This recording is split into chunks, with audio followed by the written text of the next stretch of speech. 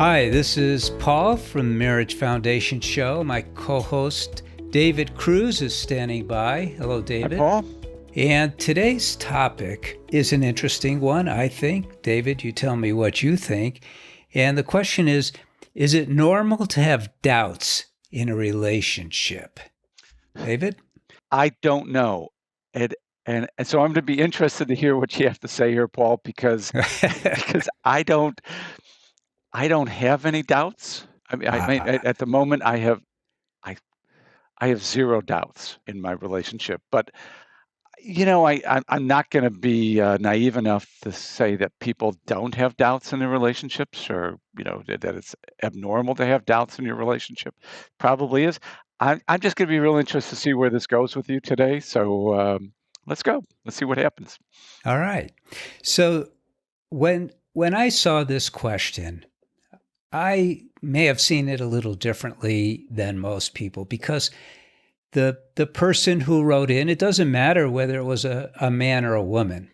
This is a question for people before they're married. And they use the term relationship, not do I have doubts in my marriage. And I'm really glad, David, that you don't have any doubts in your marital relationship, because frankly, that would be a scary thing. Yeah. So here's how I see it. And, most of what we do at the Marriage Foundation is based on rock solid principles. And then there are the opinions that I have or the counselors have, and those should be back-upable, if you will. I'm going to take a swing and hopefully it's a home run. If it's only a third, hit the ball to third, that's okay. Or a triple, yeah. Or a triple. So here's the deal. And David, I'm using this because I've worked with individuals before they got married. In fact, one day I was sitting at a Starbucks and I was speaking to a friend of mine at the time.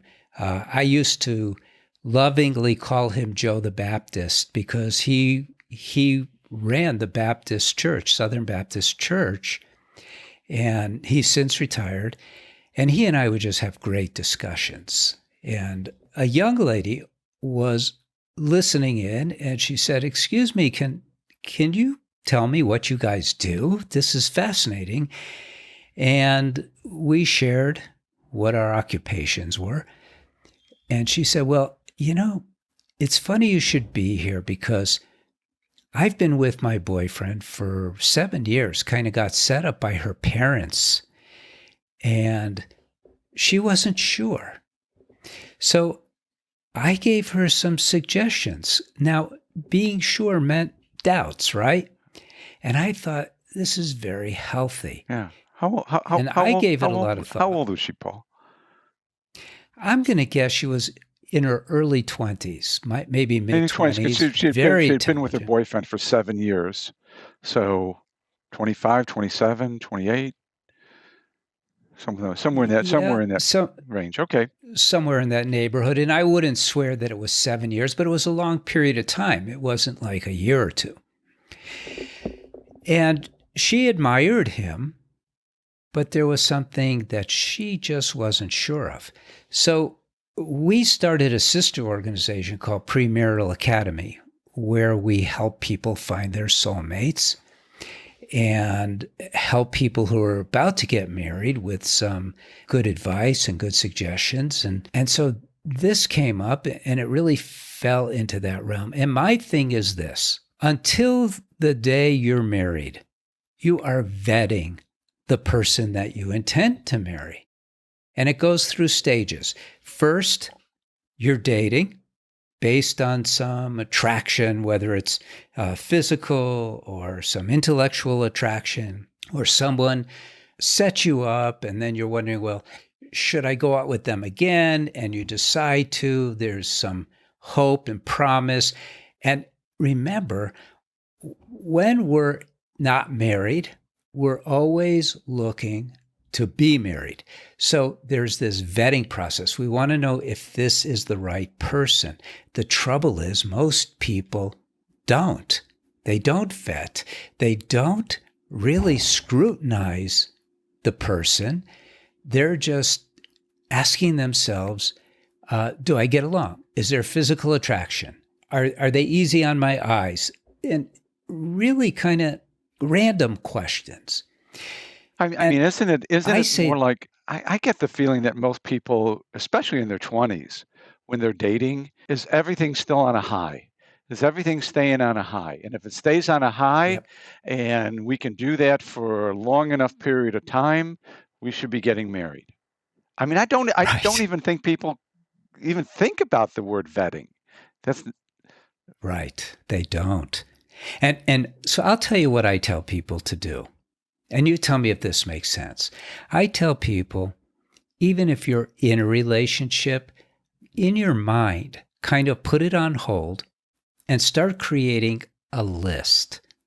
And on this list, put literally every attribute of a partner that you find attractive. That's list A. List B, every attribute that you find unattractive. And then over the course of time, and when I did my list, because I did a list too, it took me a year of prioritizing, because then I feel what it does is it creates sort of this subconscious awareness of people even before they utter their first word, because the subconscious mind is very powerful. The subconscious mind collects data and it's all there, and we just draw upon it. Your subconscious mind is going to do a lot of the work for you. And then there's the spiritual component, where when you have defined the person that you want to be with clearly to yourself, I believe it creates a magnetic attraction.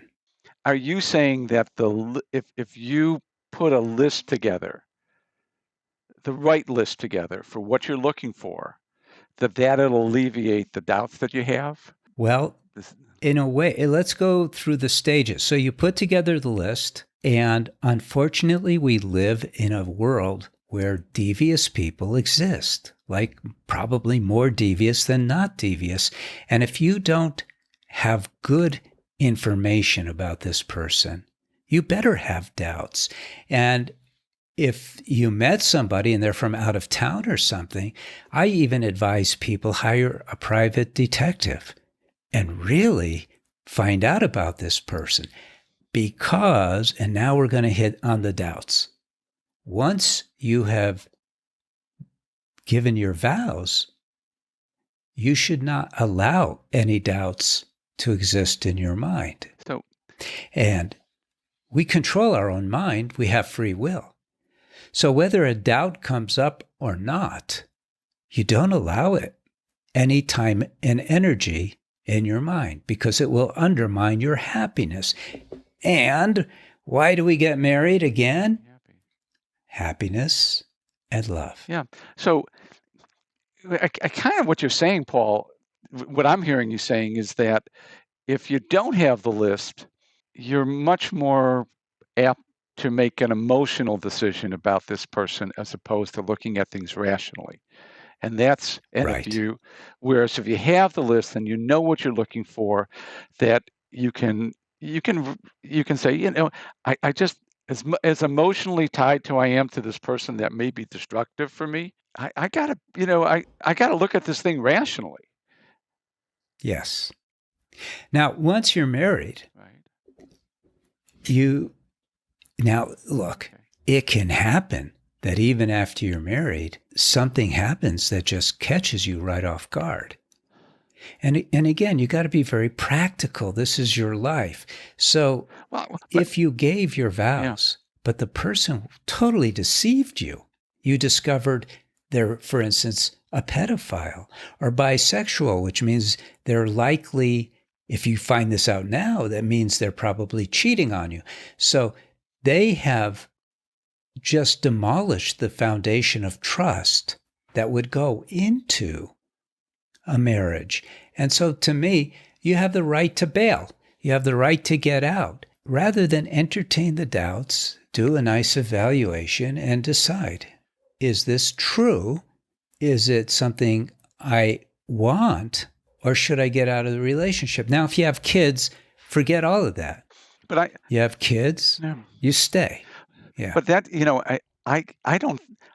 I mean, I'm happily married to Pam, but she'll definitely tell you that I'm pretty much the same person that she saw before we got married to what she ended up with.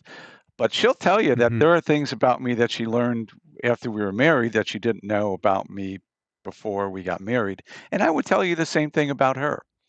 But Sure. none of them are what I would consider drastic or way out of line. But so where do you kind of draw the line there, Paul? Because you can't know everything about somebody before you get married. You can't know everything. And even if you're not trying, I wasn't trying to hide anything from Pam. I wanted her to know exactly who she was marrying. But right. So where do you draw the line with that kind of thing? Well, let's also bear another very important factor in mind, and that is who you were before you moved in together was very different than who you are after you move in. Right. Because you have your own space and you can handle things that come up for you in your own way, out of range, out of eyesight of the other person, and vice versa. So the dynamic, once you get married, everything eventually gets exposed.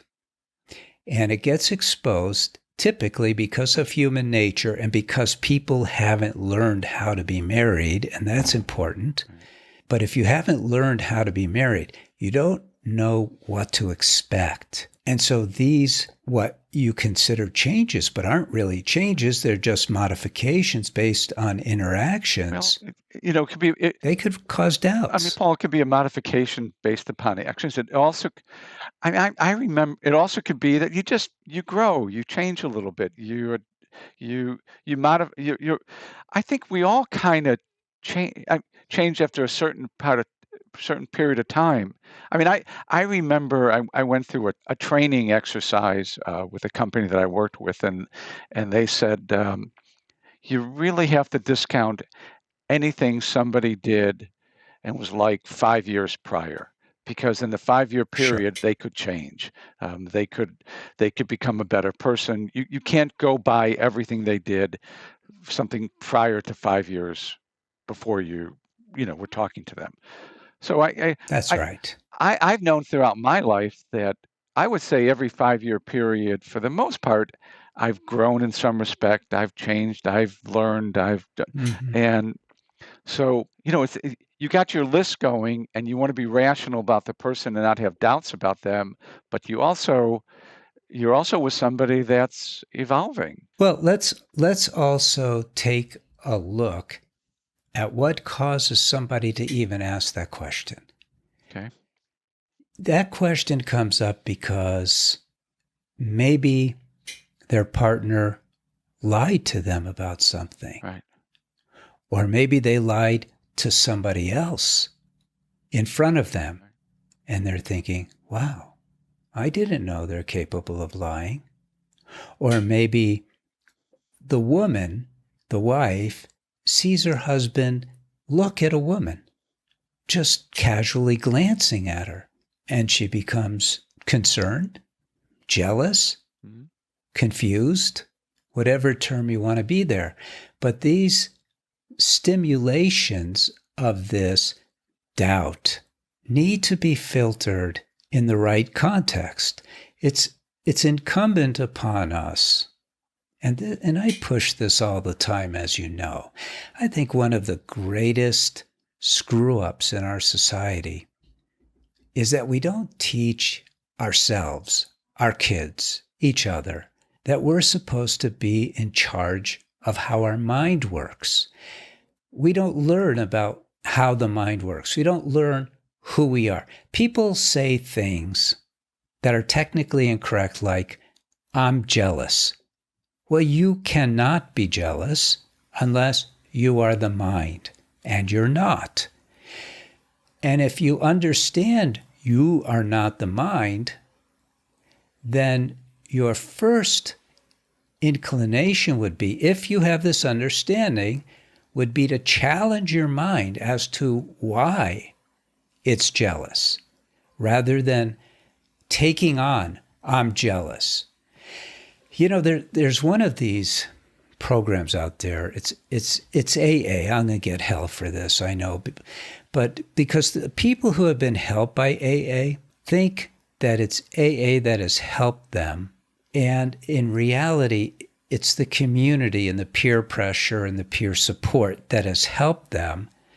But the people who go to AA start in their meetings by going, "Hi, my name is Paul and I'm an alcoholic."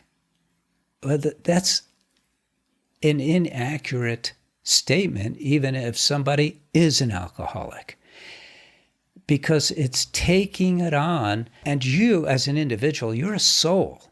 Well, your soul cannot be an alcoholic, but your mind is subject to this substance, alcohol.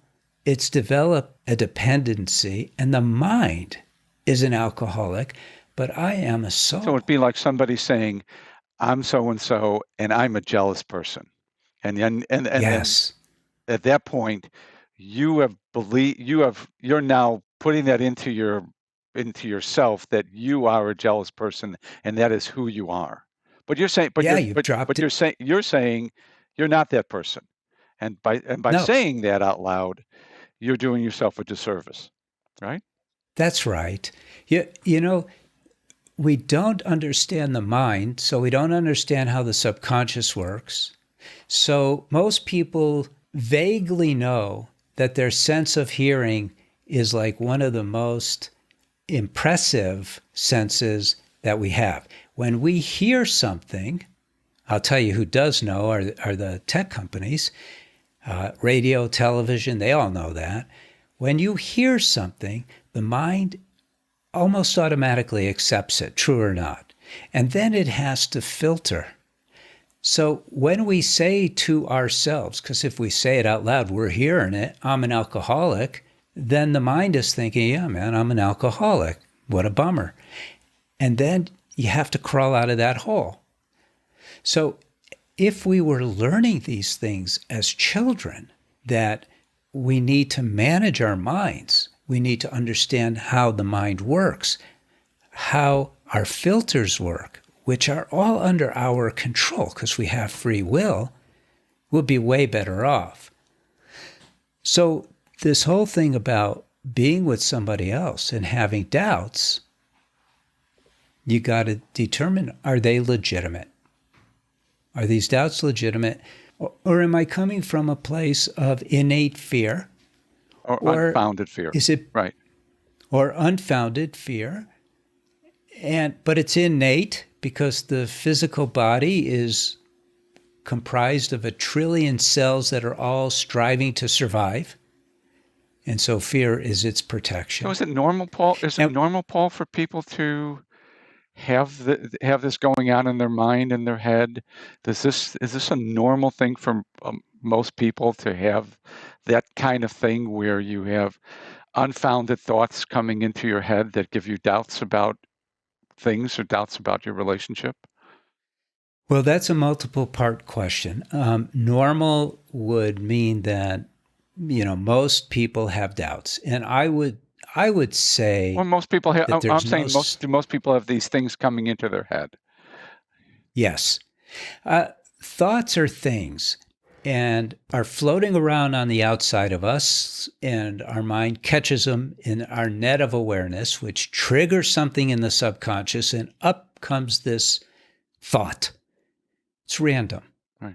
When you understand your mind, you realize that you're not responsible for that first thought.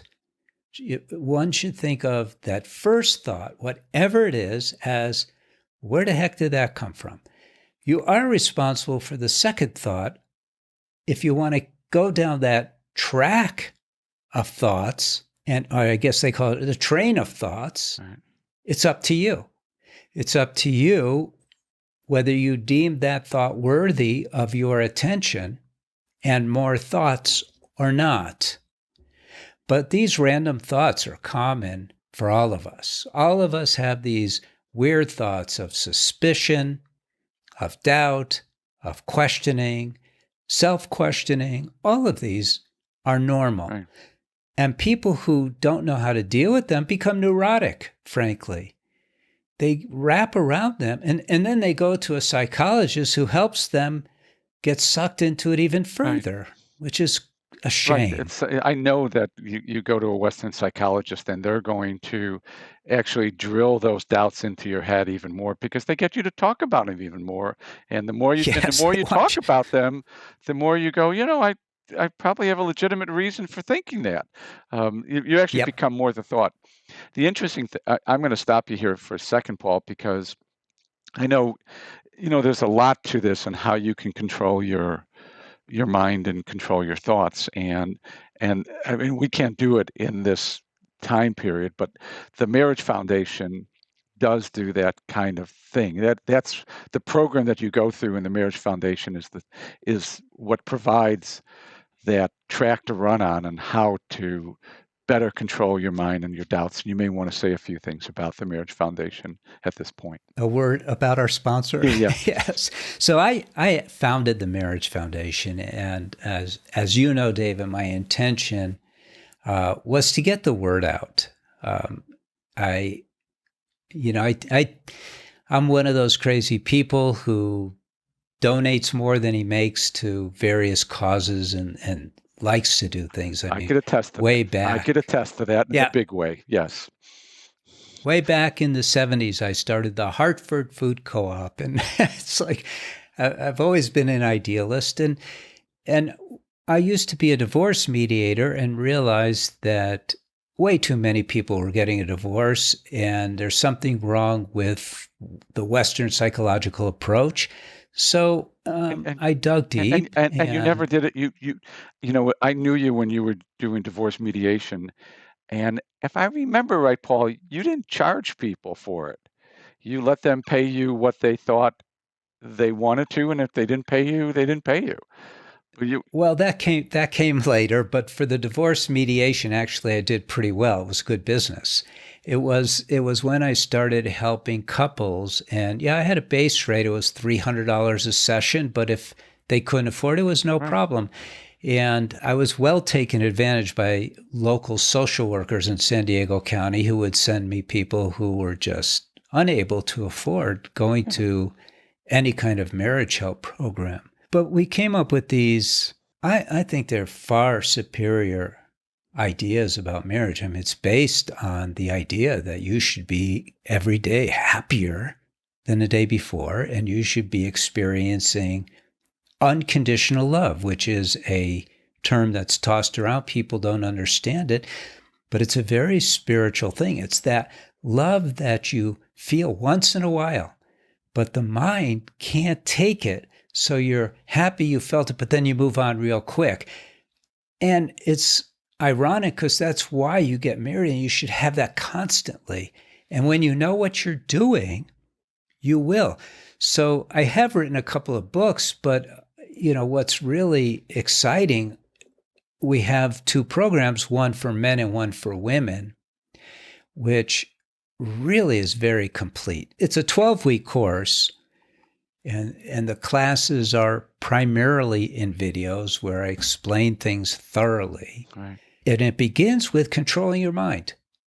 There's obviously the guardrails for men. We say, never use your power against your wife. For women, we explain how men are different and they should have different set of expectations. But it's all focused on how to control your mind. And I created some tools and methodologies where people can leverage this. And then they have access to our counselors. They could write in anytime they want. The counselors are really good. And the success rate is just wonderful. I mean, people whose marriages were truly on the brink. And it's different for men or women. Usually men discover too late that their marriage is going down the tubes and they can't rescue it because once a wife has left her marriage, in her mind, it's pretty almost impossible to retrieve it. Well, But if they catch a whiff and they take the course for men, they'll get it back. But a woman, even if her husband has physically left, it's possible to bring the marriage back. well, We get some emails. God, they're sad. A woman will write, my husband told me he's never loved me. Do I stand a chance? And we say, yes. yeah, absolutely. Because he's only telling you that because he's really mad at you. Of course he loved you. So, there's a whole lot to this whole marriage thing. And it's well worth getting into. Thank you for mentioning that. Your books are incredible. I know Breaking the Cycle. I've given that to people that are in pretty bad situations, and it has helped them significantly get their relationship back. We don't tell people what to do. Our counselors. Some people write in and they go, I've got this problem, and I don't know how to tell my husband's mother, blah, blah, blah, what should I do? And we're not going to tell them what to do.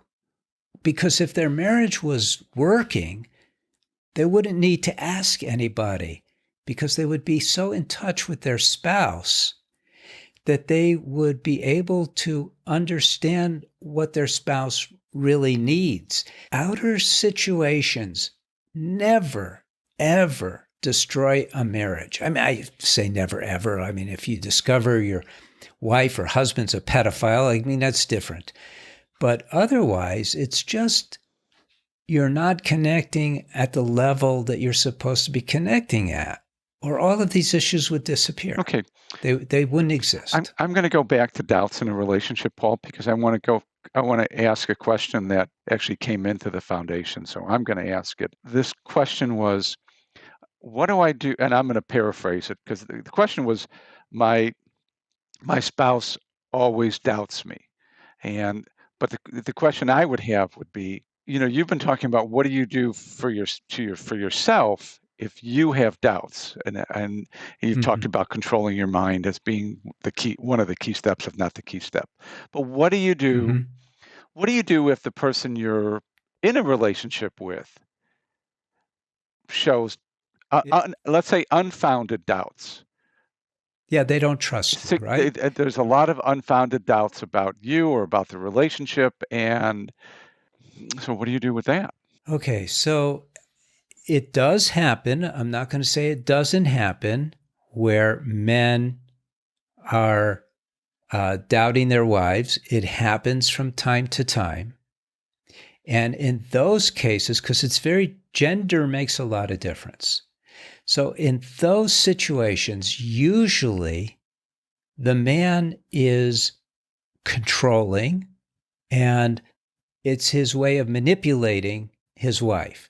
So if you're the wife in that situation, you're married, your husband married to a controlling guy. You're married to a controlling guy. So this is one of those situations where it's so helpful to remember why you married him. And what happens is, because of human nature, our minds tend to zero in on the negative traits of whomever we're with, even when we're looking at artwork or buying a new car.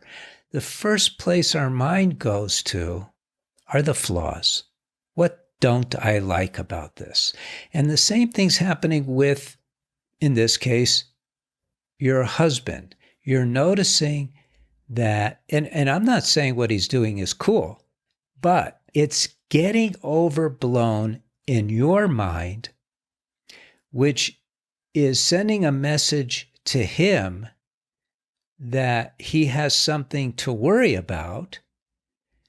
And so then he comes back at you with more doubt, and it starts bouncing back and forth, and it builds, where in the beginning it might have been just a little innocent, well, where are you going with your girlfriend? Because he was curious. And it just over time, not even in that particular moment, but over time, built into this huge cloud.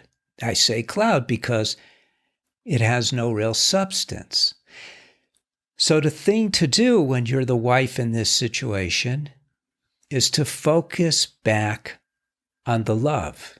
Get back into pouring out the love, being very careful not to trigger him. Don't criticize him, even in your mind. Don't blame him. Don't look for problems. Instead, look for the good stuff. Redirect your own efforts towards building your relationship in a positive way. Now let's turn it the other way. Let's say the wife is doubting you, the husband, and we can say she has this tendency, again, her mind has this tendency to be insecure, jealous, we would call it, because from the outside, that's what it's looking like. But we have to remember, we married these people based on their better attributes and a healthy desire to connect with them in the sea of love that exists between you. So if one sees their wife is jealous, demanding, insecure, then one should go there and go, wow, honey, I love you. You're the most beautiful woman I've ever seen. Just ignore her insecurity and how it's manifesting.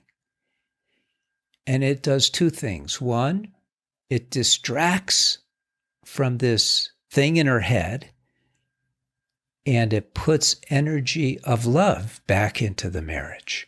And that's how you deal with it when your spouse has doubts. Make sense? Makes sense. Yeah, I'm thinking while you're saying that of the people who made lists about their spouse before they got married. And on that list is, you're not going to put the list that you're looking for somebody insecure. You're not. No.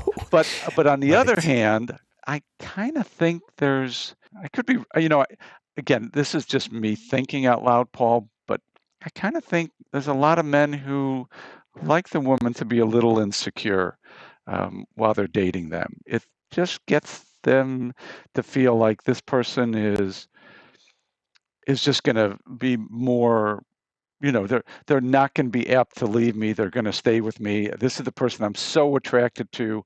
And I kind of like that they're a little insecure because I'm going to keep them. I got a good, yeah. So I can understand that desire. Yeah. But it's not a healthy desire it isn't. to have No, that. because I think that's what you're saying about make the list. You make the list, you do all your vetting beforehand. But once you're married, and then you need to really learn the skills, the art of marriage. And we have to wrap up this podcast. We've been running a little long, but I just want to share, this idea, this philosophy that has been the driving force. And to me, it's so important. And that is to remember that there's two reasons, top line reasons for marriage. One is to be happy. You don't get married to be miserable, and you don't get married to have a mundane, stagnant life. You want to be happy, and you feel that with this person, you will be happier. You have to know how to do that. You can't just have this expectation without the knowledge, or it won't happen. The other top line, to me, is even much more important, and that is you want to experience unconditional love, because that state of love is just changes your life. It's off the It's off the charts. And when you learn how to carry that around with you all day, every single day, it does not get old, because love has no boundary. Its nature is infinite, and yet it's tangible, it's spiritual, very deep, very soothing, all fulfilling love. And I think that that's worthwhile learning. And we have our YouTube videos. You could go there. You could go to the website, themarriagefoundation.org, and you could listen to these podcasts. And hopefully you'll get, and I hate using the term help, hopefully you'll get inspired to really learn about marriage and get the most out of your marriage. I'm just going to say, don't think you can't get that in life. A lot of people get to a certain point where they think, I've never had that. I can't get to it. It's not going to happen to me. It's just, maybe it's something that happens for other people, but not me. I was one of those people, and I can tell you that it can, and when it does, it's unbelievable. It's really, there's nothing like it. There is truly nothing like that when you have unconditional love. It really is spectacular. So I'm agreeing with you 100%, Paul. Yep. David, thank you for spending this time with me. I really appreciate your co-hosting. I always learn. I always get something out of every session with you, Paul. So I do enjoy doing this with you. Thank you. And you're good, because you challenge me, and I like the challenges, not because it forces me to think about it, but what it does is it helps me to recall how exciting it is to have a great marriage. And I just want everyone to have a great marriage. I really do. And and you have a program that does that for people, that truly does it for people, Paul. So I'm asking you questions because I want to learn, and but your program does do that for people. So it's incredible. So, okay. Thanks. That's it. All right. Let me just give those phone numbers one last time. And it would be 1-855-527-5863. Call us or write in by going to themarriagefoundation.org. Go to Ask a Counselor and write in and let us know you'd like your question brought up during the show. And thank you, David, and thank you, folks, and we will see you next time. God bless. Take care.